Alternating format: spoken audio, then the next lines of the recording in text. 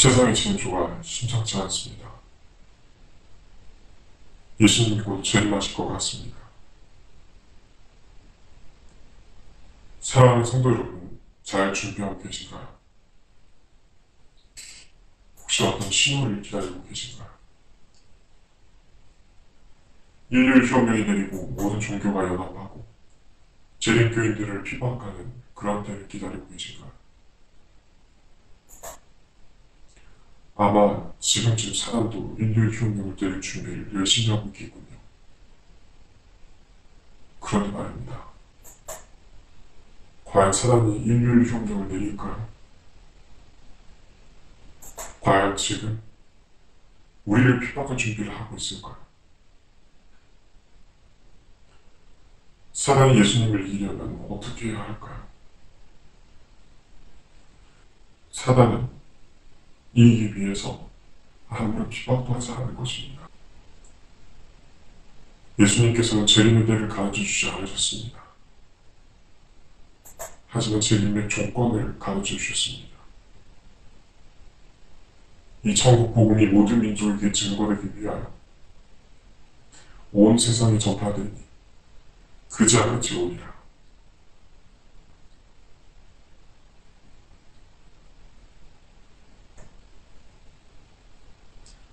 지금 많은 사람들이 재림의 때를 기다리고 있습니다. 언제쯤 예수님이 오실까? 내가 잠들기 전에 꼭 오셨으면 좋겠다. 라고 생각하며 기다림 속에 매일 살아가고 있습니다. 하지만 재림은 없습니다. 우리는 수많은 착각 속에서 살아가고 있습니다. 우리 교회는 지금 복음을 전할 수 있는 전 세계 216개 나라에 하나님의 천국 복음을 전하였습니다. 그렇다면 아직도 세상에 끝이 오지 않은 이유는 뭘까요? 때가 되면 하나님께서 늦은 뒤로 단번에 수확을 하실 것이기 때문에. 그렇다면 하나님께서 무엇을 기다리고 계신다는 말일까요? 그분의 생각하신 수보다 부족해서? 아니면 오히려 아직 너무 많아서? 하늘에 갈 만한 사람들 수가 너무 많아서 기다리시는 것은 당연히 아니겠죠. 지금 예수님께서는 대체 어디서 무엇을 하고 계시는지, 무엇을 기다리고 계시는지 혹시 아시나요? 예수님께서 저에게 너희는 세상의 빛이라고 말씀하셨습니다. 이같이 너희 빛을 사람 앞에 비치게 하라. 저희로 너희 착한 행실을 보고 하늘에 계신 너희 아버지께 영광을 돌리게 하라고 말씀하셨습니다.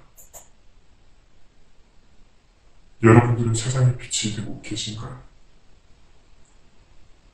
그러실 거라 믿습니다. 그렇다면 크고 작은 수많은 빛들이 한 곳에 모여 하나님께 예배드리는 교회라는 것은 대체 얼마나 눈부시고 거룩하게 빛이 날까요? 사람들의 눈에 이 어두운 세상 속에서 얼마나 아름답게 빛이 날까요? 그런가요? 지금 주위를 둘러보시면 수많은 사람들이 사람이 세운 성전 때문에 그 안에서 하나님을 믿노라 공언하는 자들의 그릇되고 실망스러운 모습들 때문에 하나님을 오해하고 예수님의 그 사랑을 오해하고 예수님과 교회로부터 실망하고 상처받고 멀리 떠나가고 있습니다. 예수님의 사랑을 안다고 받고 있다고 하는 사람들, 그 사람들이 모였다고 하는 장소가 오히려 사람들이 예수님을 찾으러 나오는데 방해가 되고 있다는 게 정말 이게 말이 된다고 생각하십니까? 그렇다면 예수님께서 아버지께로 돌아가시기 전에 우리에게 남겨주신 사명이 무엇일까요? 예수께서 나와 인형 가라사대 하늘과 땅의 모든 것을 내게 주셨으니 그러므로 너희는 가서 모든 족속으로 제자를 삼아 아버지와 아들과 성령의 이름으로 침례를 주고 내가 너희에게 분부한 모든 것을 가르쳐 지키게 하라. 볼지어다 내가 세상 끝날까지 너희와 항상 함께 있으리라 하시니라.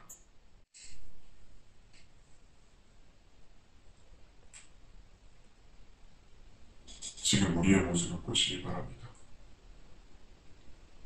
매년 4천, 5천 명의 침례자가 나오고 있다고 합니다.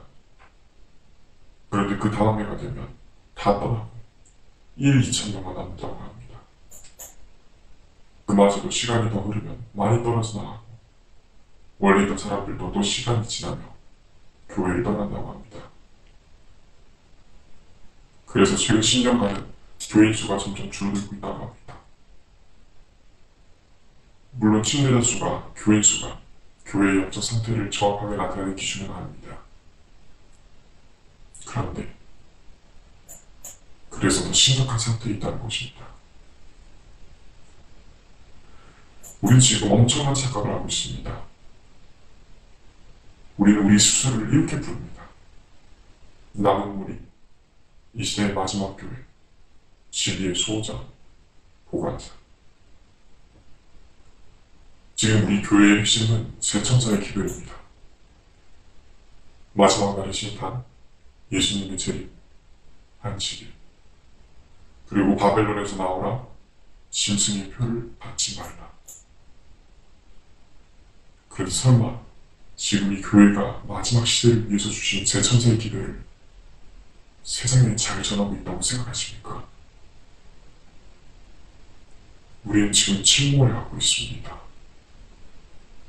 안식일과 세 천사의 기별, 참 진리 교리라는 이름의 착각으로 정신적인 중무장을 하고서 지금 이 배가 침몰을 하고 있는 상황이라는 것도 모르지. 심지어 안전 불감증만을 알면서도 눈 감고 그저 멍하니 가만히 앉아 있습니다. 그러면 정말 더 이상 가만히 앉아만 있다가 우리 모습이 어떻게 될지 모르겠습니다. 배를 가라앉고 있지만 그래도 난 분명히 살 수 있어. 도대체 언제까지 이런 근거 없는 착각을 하며 살아가실 건가요? 신앙은 물론 개인적인 것이지만 내 신앙만 지키며 살아서 절대 구원은 없습니다. 그게 우리 재림교인들의 가장 크고 심각한 문제점입니다.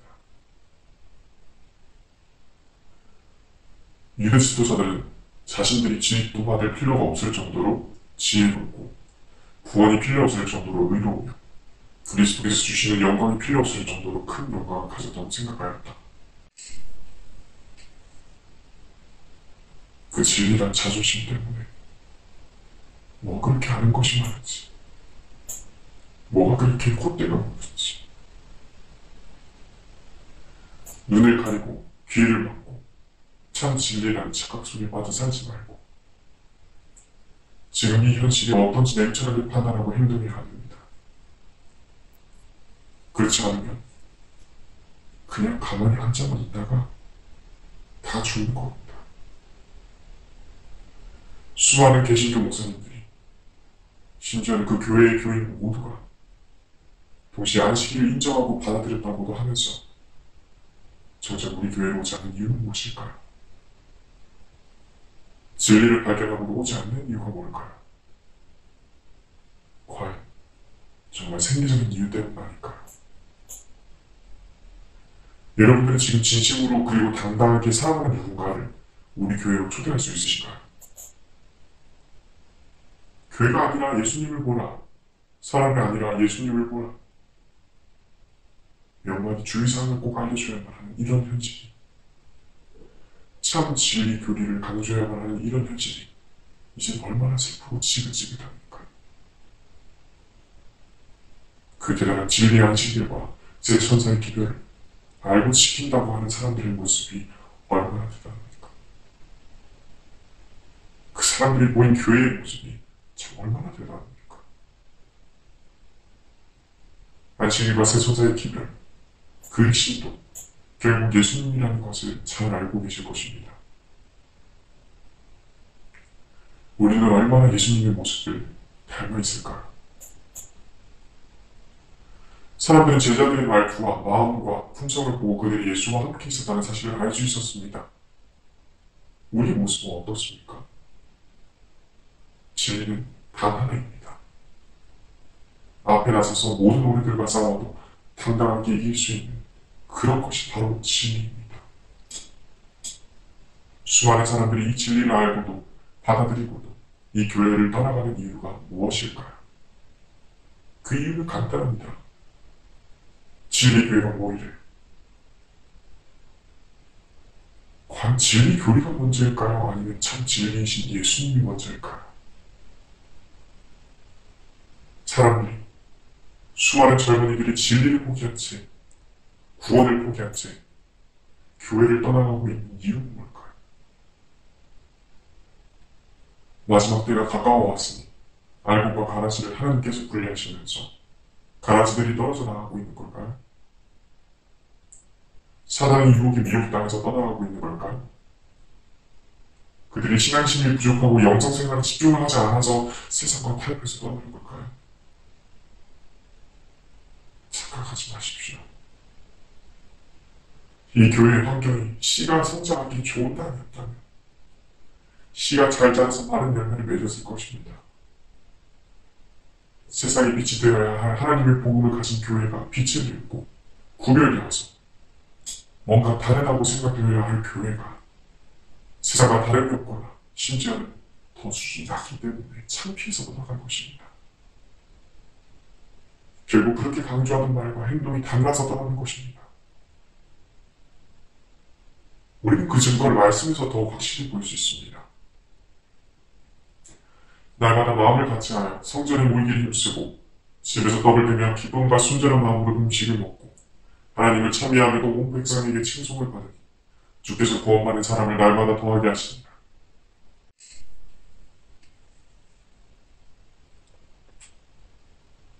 예수님께서 승천하시고 제자들, 사도들은 예수님 설명 따라 복음 전파하기 시작했습니다. 그리고 주께서는 구원받는 사람을 날마다 더하게 하셨습니다. 이유가 뭘까요? 그때는 날마다 교회를 부흥케 하시고 지금은 날마다 이 진리 교회를 쇠퇴시키시는 이유가 사도들의 시대는 계시록에 예언하신 진짜 마지막 시대가 아니었기 때문에 그때는 예와 계시록의 말씀을 주시기 전이라 우리가 받은 현대 기별과 달랐기 때문에 우리는 새서사의 기별을 평생 교회 다니면서 그렇게 많이 공부할 때 아직도 이 새서사의 기별을 모르고 있습니다. 뭐가 진짜 중요한지, 어떻게 행동해야 하는지 전혀 모르고 있다는 것입니다. 예수님께서 제자들에게 요한계시록을 주지 않으신 이유가 뭘까요? 그건 바로 따로 줄 필요가 없었기 때문입니다. 마태복음 24장을 비롯한 말씀에서 예수님이 재림과 세상 끝에 대한 징조들을 제자들에게 말씀해 주십니다. 그리고 세상사의 기별, 사도행전을 보면 사도들은 이미 세상사의 기별을 받았다는 것을 알 수 있습니다. 재림과 창조주 경배에 앉히길, 바벨론에서 나오라, 짐승의 표를 받으면 하나님의 진노가 임할 것이다. 가인의 제사와 인간들이 창조주를 경배한다는 것을 대신하여 스스로를 경배하기 위해 만든 건물 바벨탑, 사람의 손으로 만들고 경배한 금송아지. 그렇다면 사도들의 시대는 창조주를 경배하는 데 바위가 되었던 짐승의 표가 무엇이었을까요? 바울과 스데반의 설교를 보면 알 수 있습니다. 알지 못하던 시대에는 하나님의 허물지 아니하셨거니와 이제는 어디든지 사람을 다 명하사 회개하라 하셨으니 이는 정하신 사람으로 하여금 천하를 공의로 심판할 날을 작정하시고 이에 저를 죽은 자 가운데서 다시 살리신 것으로 모든 사람에게 믿을 만한 증거를 주셨음이니라 하니라.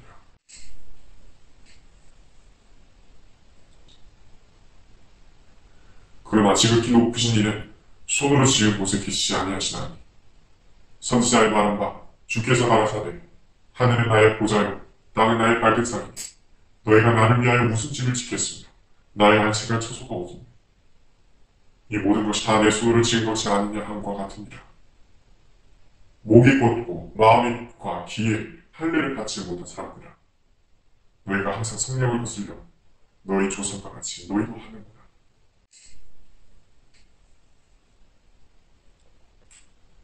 알지 못하는 시대는 하나님이 허물치 아니하셨거니와 너희는 지금 내가 너희를 위해 이 땅에 내려와 십자가에서 죽음으로 모든 사람에게 믿을 만한 증거를 주었음에도 불구하고 아직도 알지 못하고 있구나. 너희가 나의 이름을 통해 하나님께 자유롭게 나아갈 수 있게 하나님과 너희 인간의 사이를 가로막고 있던 휘장을 찢어버리고 사람의 손으로 만든 성전을 폐하고 3일 만에 부활하고 승천하고 이제는 너희가 언제나 어디서든지 하나님께 예배할 수 있게 만들어 주었는데 너희를 속박에서 풀어주고 싶어서 너희가 힘들어하는 모습을 도저히 보고 있을 수가 없어서 내가 너희를 너무나 사랑했어. 너희의 무거운 죄짐을 내가 다 지고 내 피를 바쳐서 아버지께로부터 얻은 그렇게 너희에게 준 내 소중한 선물을 나를 지금 어디에 두었냐. 너희는 아직도 내가 어디에 있는 줄을 알지 못하고 사람이 지은 전에서 나를 찾고 있구나.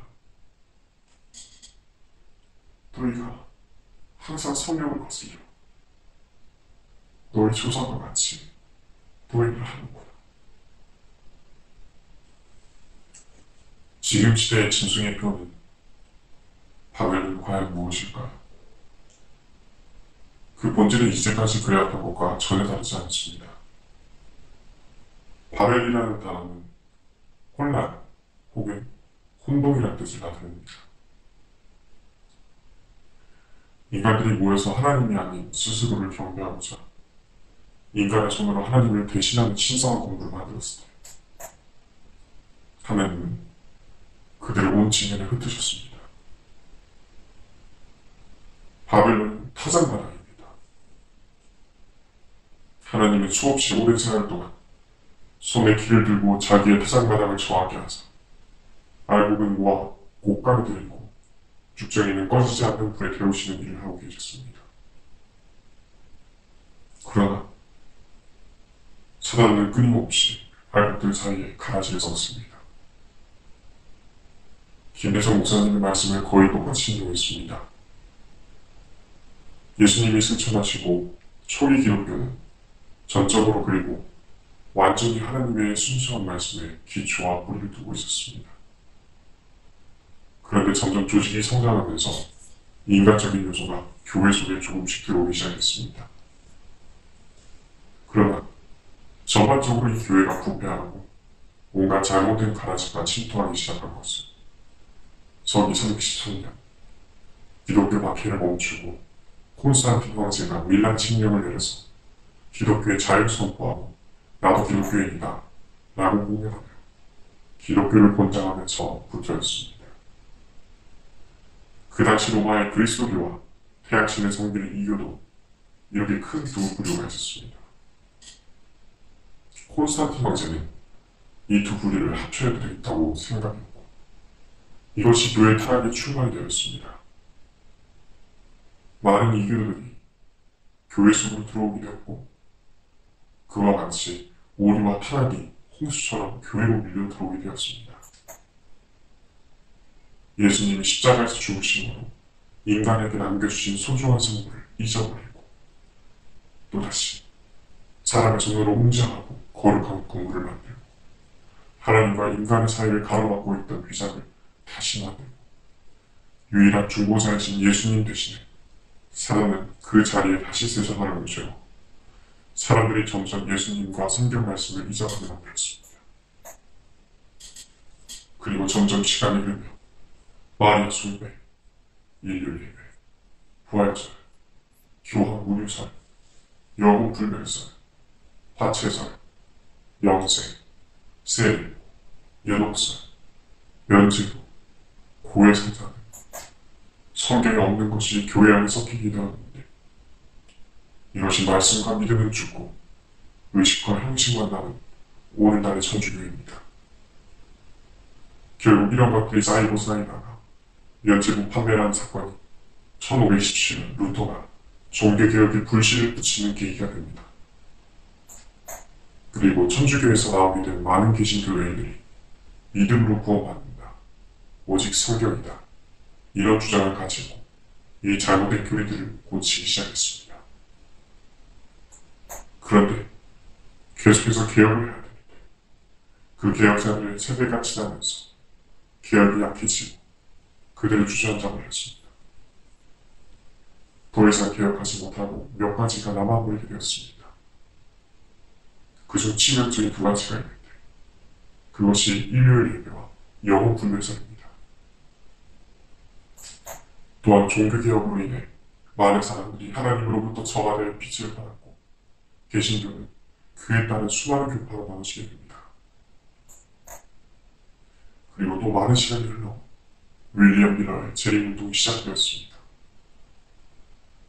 많은 사람들은 그들의 목사를 맹목적으로 신뢰하고 그 밖의 사람들은 비록 진리를 깨닫긴 하였을지라도 출교를 당할까 염려하여 믿음을 고백하지 못했다.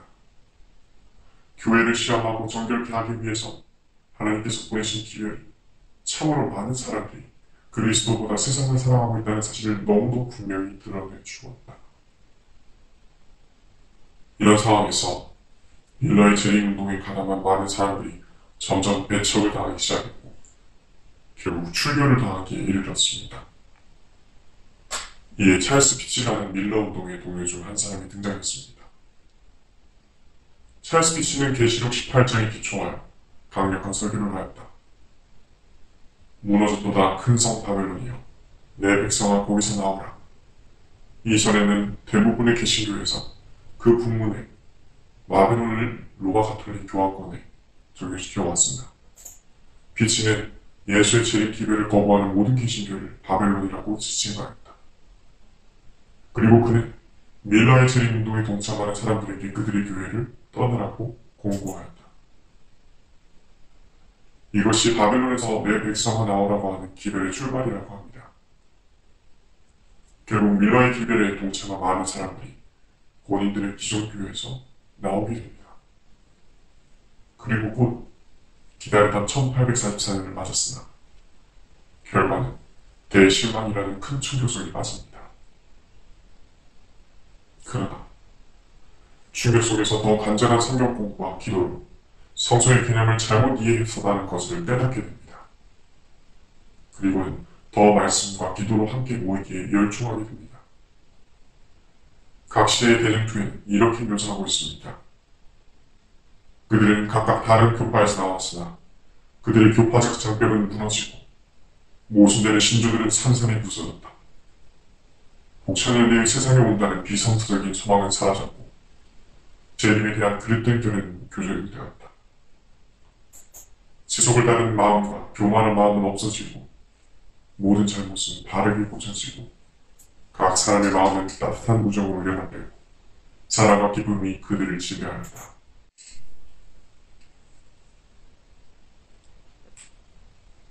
그들은 원래 그들이 있었던 교파들로 돌아가지 않았습니다.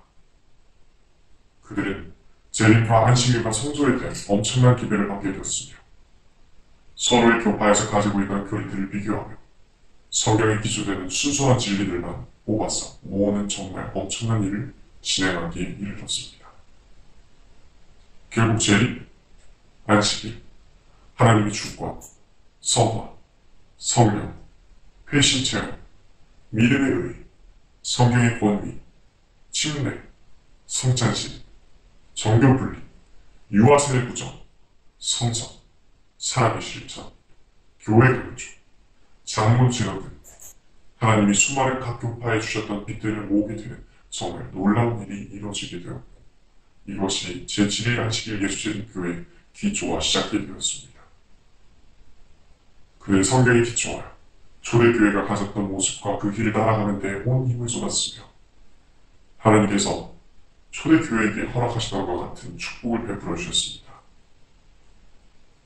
날마다 마음을 같이하여 성전에 모이기를 힘쓰고 집에서 떡을 대며 기쁨과 순전한 마음으로 음식을 먹고 하나님을 찬미하며 또 온 백성에게 칭송을 받으니 주께서 구원받는 사람을 날마다 더하게 하신대요.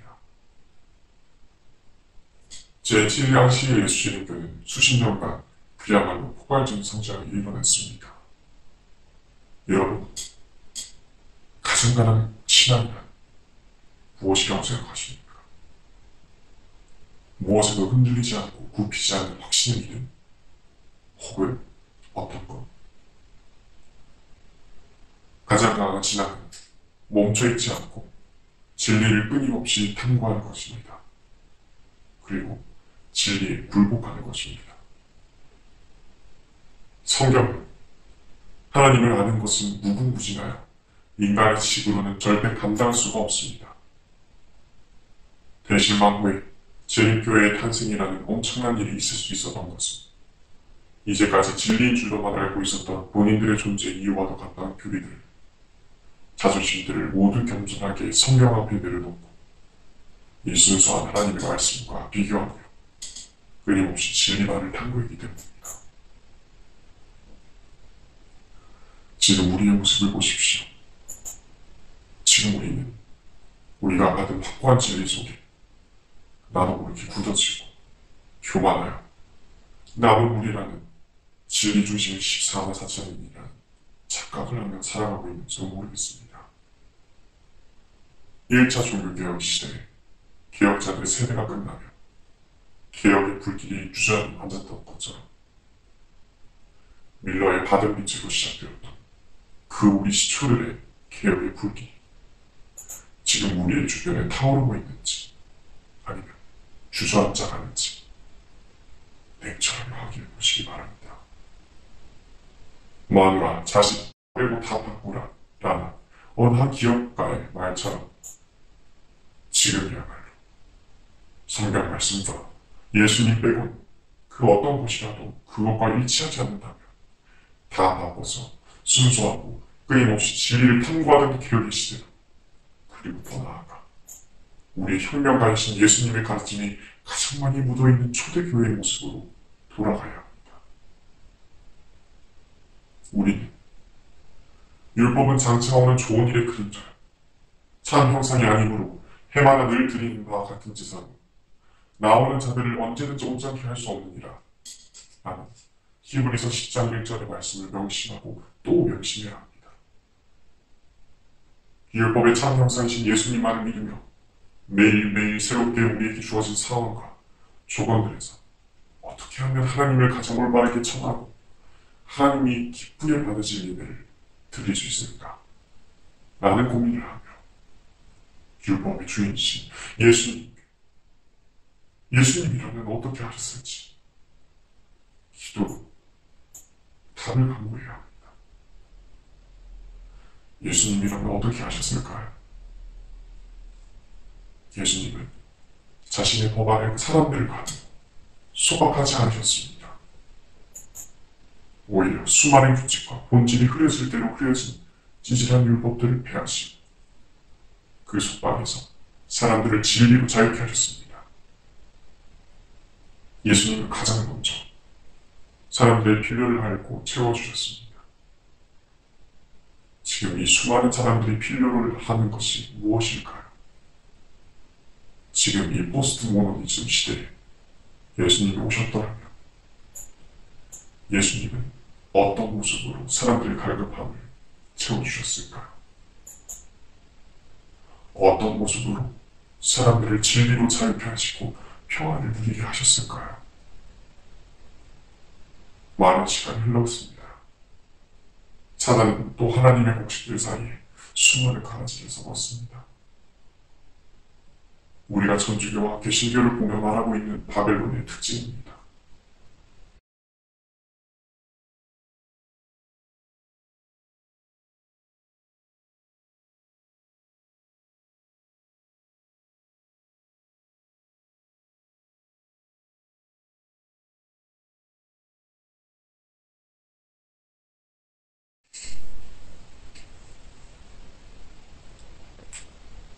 우리의 모습은 어떤가요? 성경보다도 우선시되는 어떤 전통을 혹시나 가지고 있지는 않나요? 해당 사항이 없다면 참으로 다행입니다. 우리에게서도 이런 모습이 보인다면 바벨론에서 나오라는 기별은 우리 스스로에게 먼저 적용되어야 할 것입니다. 대쟁도 37장의 말씀입니다. 로마 교회는 성경을 해석하는 권리를 성직자들에게 맡기고 있다. 성직자들만이 하나님의 말씀을 설명할 수 있다는 이유로 성경은 일반 사람들에게 주어지지 않고 있다. 종교개혁은 모든 사람에게 성경을 주었으나 로마교로 말미암아 지지된 그와 같은 원칙은 개신교에 속한 많은 사람들에게 성경을 스스로 참고하지 못하기에 방해하고 있다. 그들은 성경의 교훈을 교회에서 설명한 대로만 받아들이도록 가르침을 받고 있다. 그러므로 성경이 아무리 분명히 게시된 것일지라도 그들의 신조나 그들의 교회가 확립해놓은 교훈에 반대되는 것은 아무것도 받아들이지 않으려는 사람들이 수없이 많다. 성경에는 거짓 교사들에 대한 경고가 충분히 주어져 있음에도 불구하고 그들의 영혼을 지켜주도록 성직자에게 맡기고자 하는 자들이 많다. 오늘날 그들의 종교 지도자들에게서 배운 것 이외에는 자기들의 신앙에 대하여 아무런 설명도 할 수 없는 많은 사람들이 종교를 인원하고 공언합니다. 아마 이 시대의 개신교의 모습이 이러해야 하나 봅니다. 우리와는 전혀 상관없는 이야기네요. 그렇지 않나요? 루터의 종교개혁에서 그리고 제1교회가 만들어지던 개혁의 과정에서 유일하게 제거되지 못했던 사단에게 속한 가라지는 바로 이 교회와 성직자입니다. 예수님께서 폐하신, 완전케 하신 바로 그 성전과 제사장말입니다. 개혁의 때에는 이 문제가 보이지 않았을 수 있습니다. 그때에는 모두가 날마다 성전에 모이기를 힘쓰고 모든 개개인이 성경을 연구하는 데 몰두하여 하나님께 성령의 빛을 받는 그런 초대교회의 모습과도 같은 교회의 형태를 가졌었기 때문입니다. 아닙니다. 사실 더 정확히 말하자면 초기 재림교회는 정말 의도적으로 초대교회와 같은 조직 구조를 고집했습니다. 그 지도자들이 죽고 나서 지금의 교회와 목회자 제도가 생겨난 것입니다. 우리가 당연하듯이 알고 있는 사실은 사실이 아닙니다. 지금 이 교회는 가짜입니다. 교단이 망하고 목회자들은 굶어 죽으란 말이 아닙니다. 정말로 가야 할 예수님께서 이끌어주시는 진짜 길을 찾아가야만 합니다.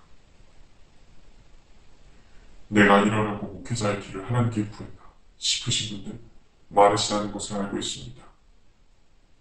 하나님의 일에 몸을 바치려 나왔는데 회개라든 교육, 히브리서 10장 1절에 나오든 해마다 드리는 것한테는 전통적인 똑같은 제사. 교단 눈치 보고 교인 눈치 보고 신학교부터 시작해서 목회자가 되기 위해 안수 목사가 되기 위해 그렇게 발버둥치고 기다렸는데 앞으로도 더 큰 일을 하기 위해 높은 곳으로 올라가기 위해 사람 눈치 보고 정치질을 하면서 그렇게 고통받아야 된다면 하나님을 위해서 진심으로 하고 싶은 일을 하시기 바랍니다. 하나님께서 선물해 주신 은사를 마음껏 개발하고 사용하시기 바랍니다. 하나님께서 부르신 목사라는 직분의 역할과 존재 이유를 바로 하시기 바랍니다. 하나님께서 목사에게 모든 일을 진두지휘하라고 부르신 적이 없습니다. 공무원으로는 더더욱 부르신 적이 없습니다.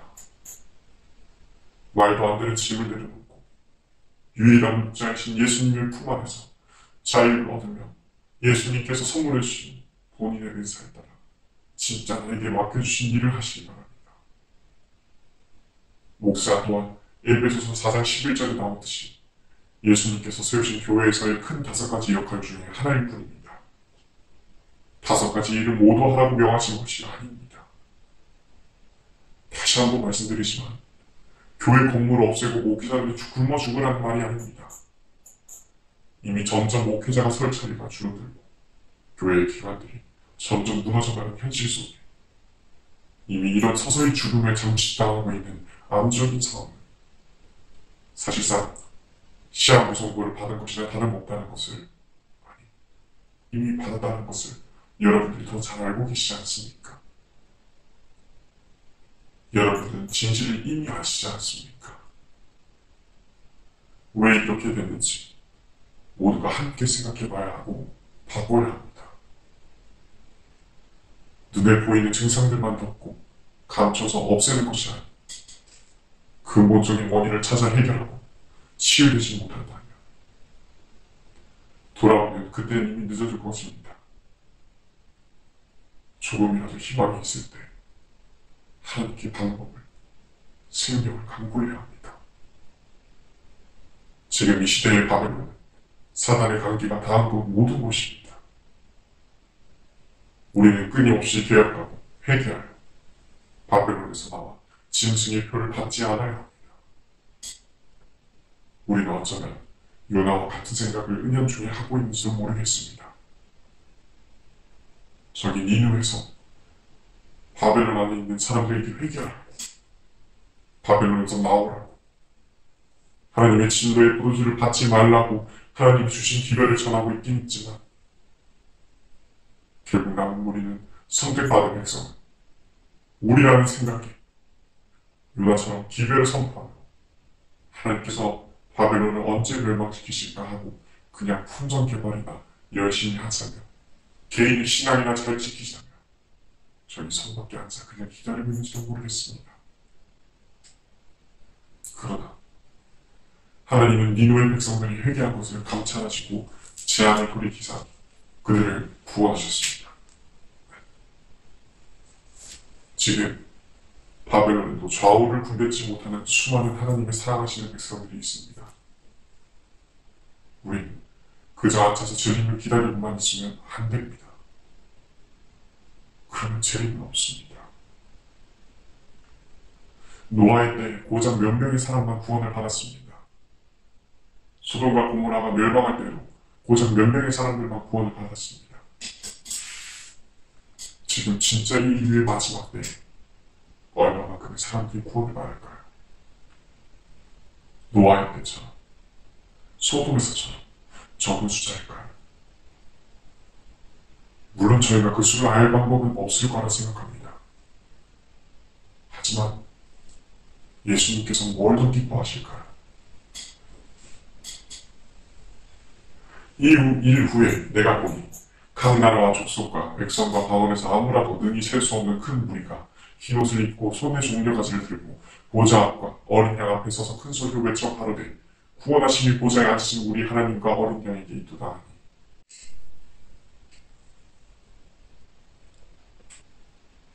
예수님께서 아직도 기다리고 계신 이유는 단 하나입니다. 혹시 사단이 상대로 되지 않는 죽을 것을 뻔히 아는 이 싸움을 하고 있는 이유가 대체 뭘까? 생각해 보신 적 있으십니까? 사단도 승리할 수 있습니다. 승리하고 있습니다. 재림의 날을 점점 지연시키고 있습니다. 우리는 전쟁 중에 있습니다. 예수님께서는 단 한 명의 영혼을 더 살리시기 위해 눈물 흘리시며 기다리고 계십니다. 우린 빨리 단 한 명의 사람에게라도 더 예수님의 사랑하심을 전해야 합니다. 그러려면 일단 우리부터 그 사랑을 알고 바벨론에서 나와야겠죠. 드쟁투 48페이지의 말씀입니다. 오늘날 교회가 주의해야 할 더욱 중요한 문제가 또 하나 있다. 사도 바울은 무릇 그리스도 예수 안에서 경건하게 살고 사는 자는 핍박을 받으리라.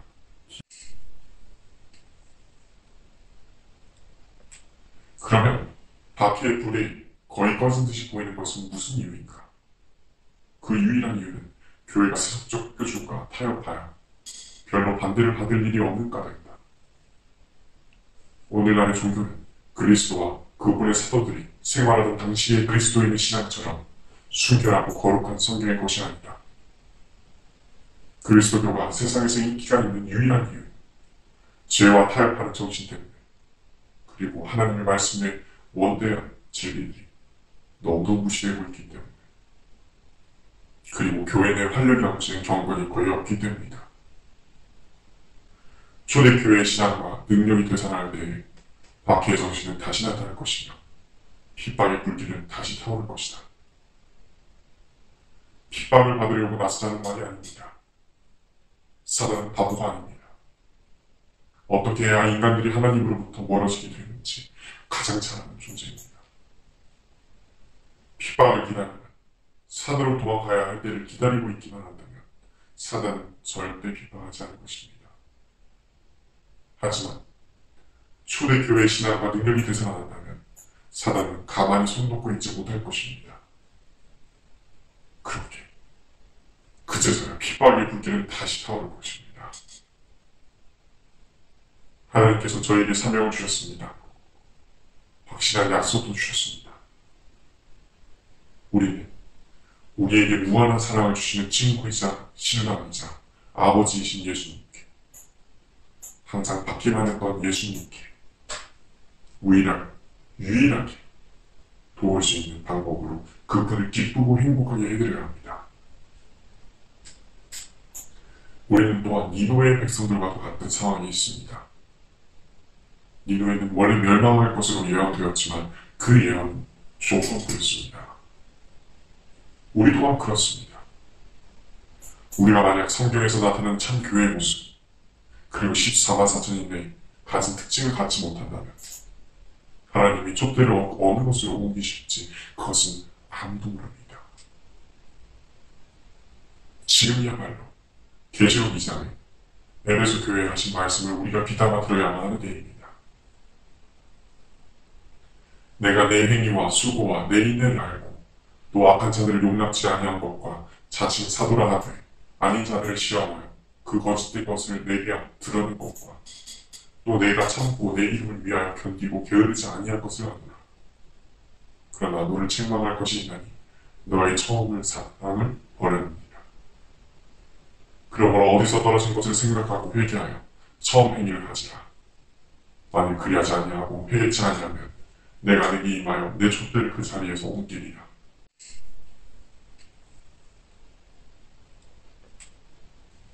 전 평생을 잊지 않지 예수제일 교회에 속해 있었습니다.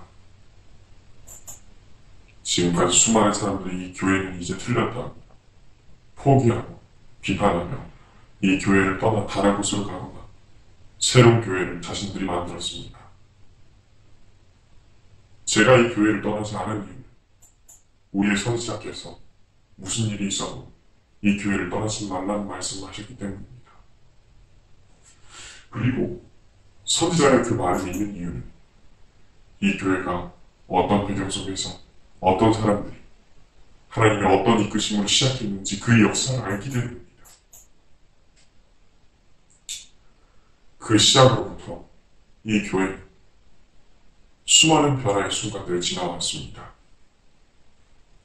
우리는 1888년에 어떤 일이 있었는지 알고 있습니다. 이 교회는 그 시작의 때와 같이 순수한 성경의 기초와 빛이라면 그 빛에 따라 끊임없이 기억해왔습니다. 하나님께서는 요엘 선지자에게 말씀하신 대로 지금 많은 곳에서 사람들에게 그의 계획을 다시금 보여주시고 계십니다. 하나님이 가라사대 말세에 내가 내 영으로 모든 육체에게 부어주니 너의 자녀들은 예언할 것이요 너의 젊은이들은 환상을 보고 너의 늙은이들은 꿈을 보리라. 하나님께서는 이 재림교회의 시작부터 수십 년간 그의 선지자와 많은 지도자들과 함께 기초를 아주 튼튼하게 놓으셨습니다. 많은 사람들이 잘못된 열정을 빗나갈 때, 그리고 많은 사람들이 사단의 감기에 빠져 잘못된 길로 나아갈 때, 하나님께서는 그의 선지자로 하여금 즉각 책망과 경고를 하시고 잘못된 방향을 바로 잡아주셨습니다. 그러나 우리의 선지자가 잠든 지 100년이 지났습니다. 이 100년 동안 우리는 튼튼한 기초 위에 참 얼마나 아름답고 빛나는 건물을 짓고 있는 중입니까?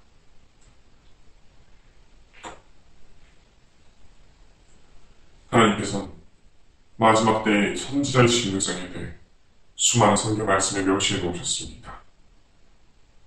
화이트 브이는 우리의 소중한 선장입니다. 하지만 우리는 화이트 부인을 높이느라 성경에 기록하신 부분들을 잊고 있었습니다.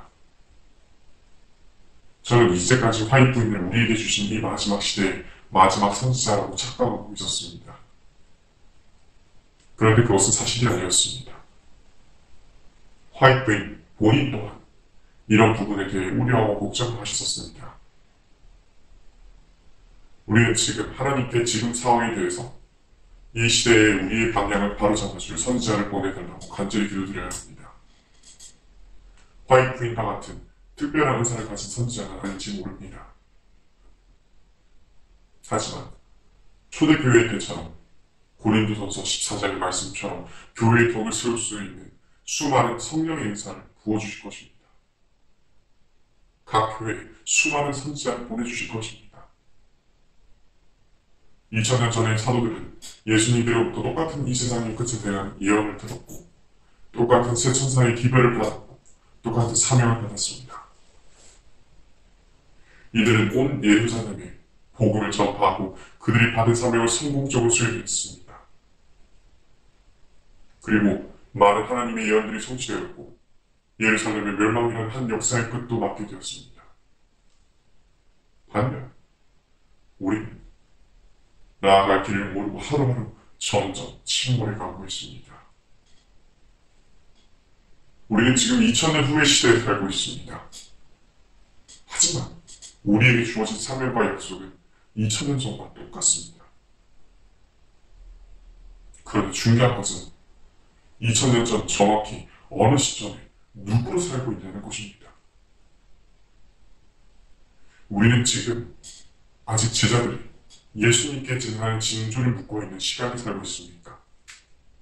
아니면 이미 너희는 가서 모든 족속으로 제자 삼으라는 사명을 받들어 온 세상에 복음을 전파하며 있는 시간에 살고 있습니까?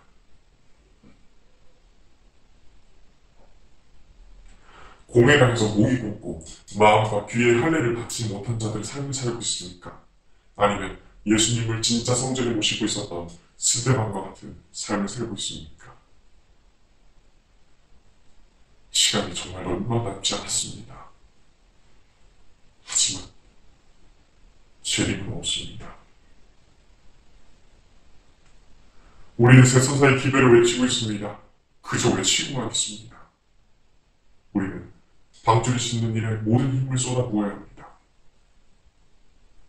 노아는 지금의 우리와 똑같은 빛을 사람들에게 전했습니다. 그리고 동시에 방주를 만들었습니다. 그리고 하나님께서는 노아가 방주를 완성할 때까지 기다리셨습니다. 하나님께서는 이 세상을 절대 끝내지 못하십니다. 당신의 백성들이 방주를 완성하기 전까지 모든 민족에게 이 천국 복음이 증거되기 전까지 마침내 방주가 완성되면 이 세상을 깨끗이 만드는 일들을 시작하실 것입니다. 지금 이 시대의 방주는 무엇입니까? 사단은 그것을 알지 못하기 너무나도 많은 가라지를 우리에게 섞어놓았습니다. 그렇기 때문에 예수님께서 성경을 우리에게 주신 것입니다.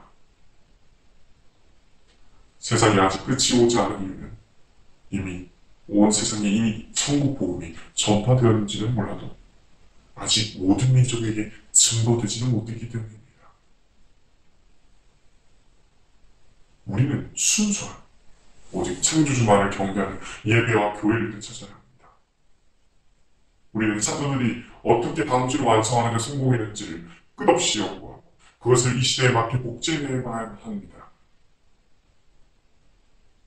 사람마다 두려워하는데 사도들로 인하여 기사와 표적이 많이 나타나니 믿는 사람이 다 함께 있어 모든 물건을 서로 통용하고 또 재산과 소유를 팔아 각 사람의 필요를 따라 나눠주고 날마다 마음을 같이하여 성전에 모이기를 힘쓰고 집에서 떡을 떼며 기쁨과 순전한 마음으로 음식을 먹고 하나님을 찬미하며 또 온 백성에게 칭송을 받으니 주께서 구원받는 사람을 날마다 더하게 하시니라.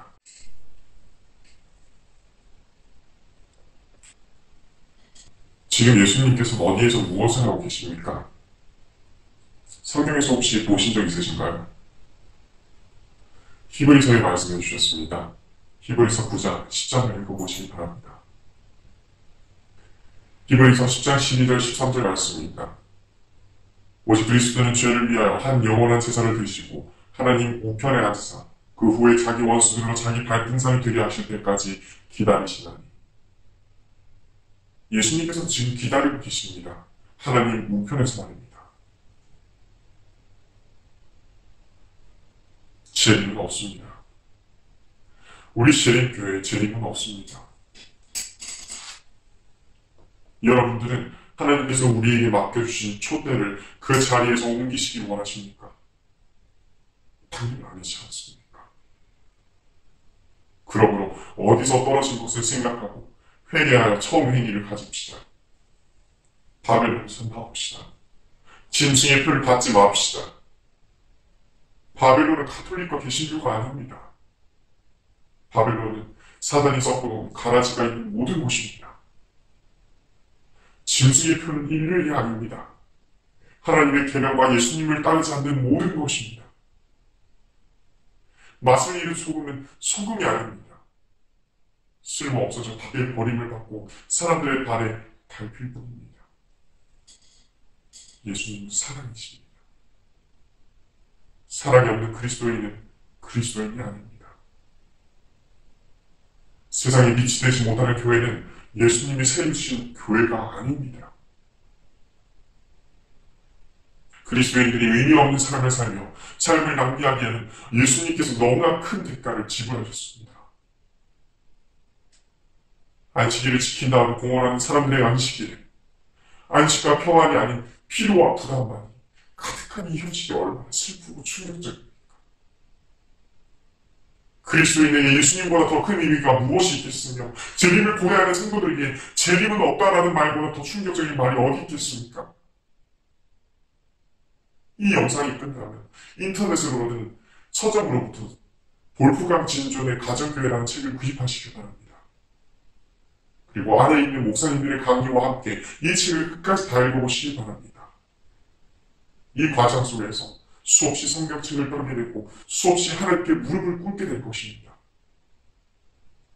이 가정교회라는 책은 그저 한 사람이 쓴 흠이 많은 책이지만 하나님께서 우리 앞으로의 길을 인도하시는데 큰 도움이 되게 하실 것이라고 믿습니다.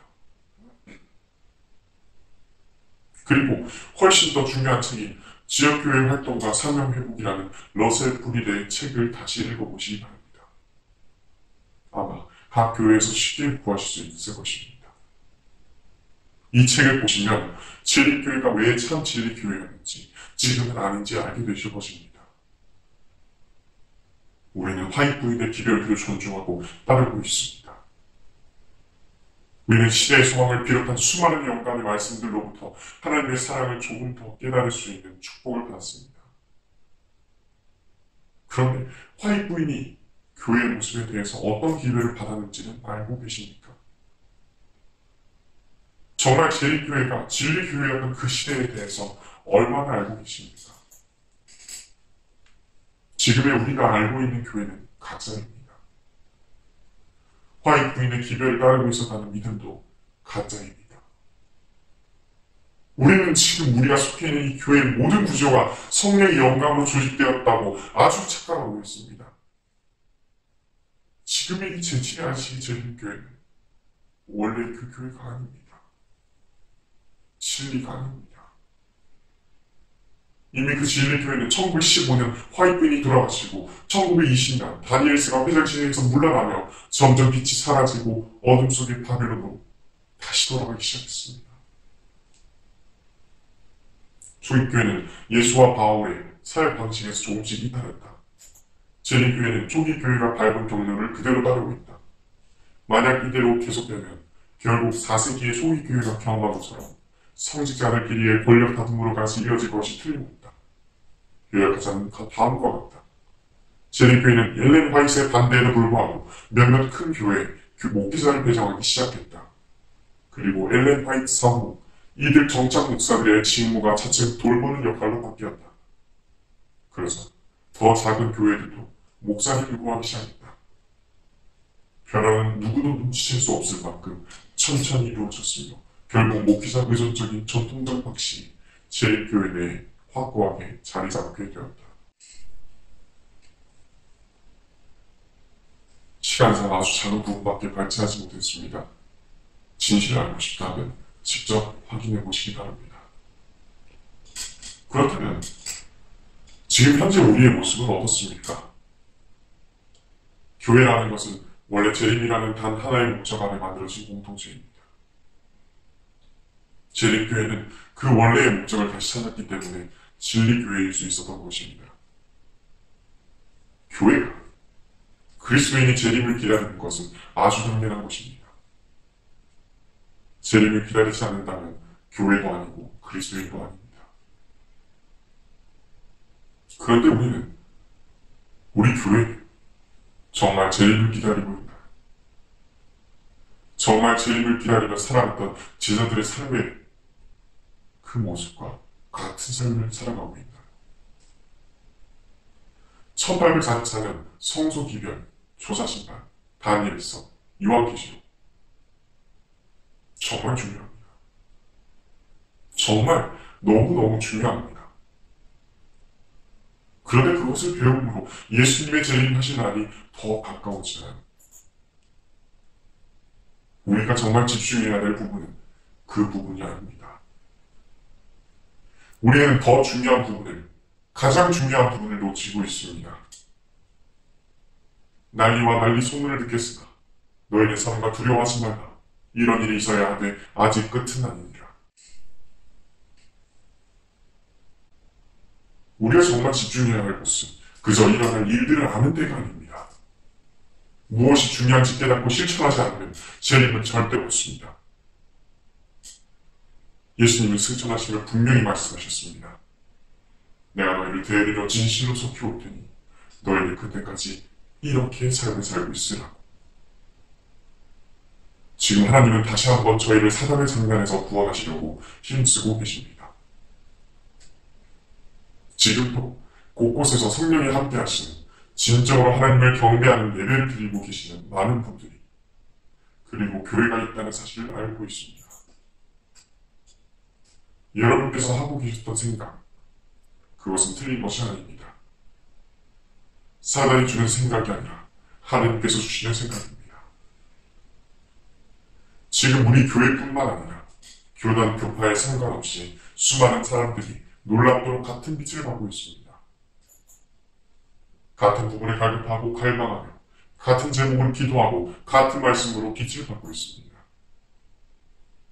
저는 우리 재림교회가 원래의 본분을 되찾아 이전에 그러하였듯이 이 수많은 남은 무리들을 참 그리스도인들을 모으고 이끌어 하나님의 복음을 땅끝까지 전파하는 대사명에 앞장설 수 있었으면 좋겠습니다.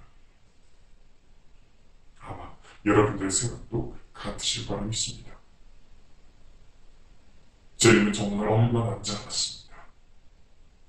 이미 수많은 사람들이 재림교회에 희망이 없다고, 변화될 가능성이 없다고 말하고 있습니다. 하지만 그 말들은 틀렸습니다. 분명히 희망이 있습니다. 전 그것을 두 눈으로 확인했습니다.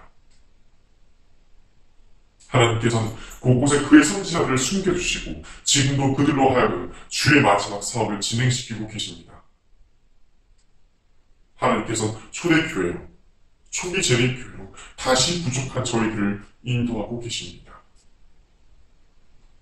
예수님은 우리를 그의 나라로 데려가기 위해 정말로 오십니다. 또 뵙겠습니다.